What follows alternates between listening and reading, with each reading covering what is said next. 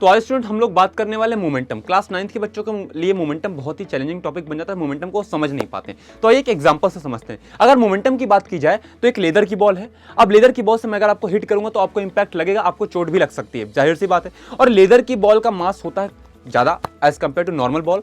अगर मैं लेदर की जगह एक रबर की बॉल लेता हूं, उससे मैं आपको हिट करता हूं, तो शायद उसी स्पीड से अगर हिट करूंगा तो आपको इंपैक्ट कम आएगा, ठीक है। लेकिन अगर उसी रबर बॉल से मुझे इंपैक्ट चाहिए उतना जितना लेदर की बॉल दे रही थी, तो हमें क्या करना पड़ेगा, हमें उस रबर बॉल को बहुत ही तेजी से हिट करना पड़ेगा, बहुत स्पीड से फेंकना पड़ेगा, यानी वेलोसिटी देनी पड़ेगी अच्छी खासी। तो यहां पे डिफरेंस क्या आया कि अगर हम वेलोसिटी देते हैं, यानी मोमेंटम आपका टर्म ऐसा होता है कि इसी को समझने के लिए हम लोग मोमेंटम पढ़ते हैं। तो अगर हम वेलोसिटी ज़्यादा करते हैं तो मास कम भी रहेगा तो इंपैक्ट उतना आ जाएगा, लेकिन अगर मास ज़्यादा है वेलोसिटी कम भी देंगे तो इंपैक्ट उतना आएगा। और इसी टर्म को डिफाइन करने के लिए मोमेंटम पढ़ा जाता है। मोमेंटम का फॉर्मूला होता है मास इंटू वेलोसिटी, यानी जितना ज़्यादा मास उतनी ज़्यादा इंपैक्ट, जितनी ज़्यादा मास कम उतना ही कम इंपैक्ट। थैंक यू, जय।